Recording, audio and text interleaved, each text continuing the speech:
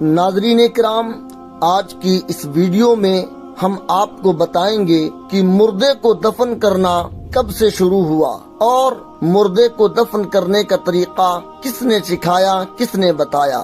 دراصل معاملہ یہ ہے کہ جب اللہ کے نبی حضرت آدم علیہ السلام کے دو بیٹے قابیل اور حابیل میں کسی بات پر جھگڑا ہوا اور قابیل نے جب حابیل کو قتل کر دیا تو حابیل دنیا میں مرنے والا سب سے پہلا شخص تھا۔ قابیل اپنے چھوٹے بھائی حابیل کی لاش کو لے کر اپنی پیٹھ پر لاد کر کئی دنوں تک ادھر سے ادھر اور ادھر سے ادھر پھرتا رہا۔ کوئی طریقہ سمجھ میں جب نہیں آیا تو ایک میدان میں اس کی نظر پڑی اور اس نے دیکھا کہ دو کوے آپس میں لڑ رہے ہیں۔ ان کووں میں سے ایک کوے نے دوسرے کوے کو مار ڈالا اور پھر اپنے پنجوں سے اور اپنی چونچ سے زمین کھود کر ایک چھوٹا سا گڈھا کیا اور اس میں مرے ہوئے کوے کو ڈال کر مٹی سے دبا دیا۔ یہ منظر دیکھ کر قابیل کو معلوم ہوا کہ مردے کی لاش کو زمین میں دفن کرنا چاہیے۔ بہرحال اس نے قبر کھود کر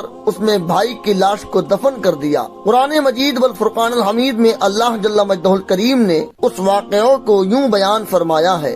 سورہ مائدہ رکوع نمبر 5 پارہ نمبر 6۔ پھر اللہ نے ایک کوا بھیجا زمین کو ریتتا ہوا کہ اسے دکھا دے کہ وہ اپنے بھائی کی لاش کو چھپائے۔ قابیل بولا، ہائے خرابی، میں اس کوے جیسا بھی نہ ہو سکا کہ میں اپنے بھائی کی لاش کو چھپاتا، پھر وہ اپنے کرتوت پر پچھتاتا رہ گیا۔ اس واقعہ سے ہمیں یہ سبق اور درس عبرت ملتا ہے کہ آدمی علم سیکھنے میں چھوٹے سے چھوٹے استاد کا، یہاں تک کہ کوے کا بھی محتاج ہوتا ہے۔ اور یہ بھی پتہ لگا کہ انسان پر اس کی دنیاوی زندگی کی راہ میں جب کوئی مشکل پیش آتی ہے تو اللہ ایسا رحیم و کریم ہے کہ کسی نہ کسی طریقے سے، یہاں تک کہ چرندوں اور پرندوں کے ذریعے اس کے مشکلات کو حل فرما دیتا ہے۔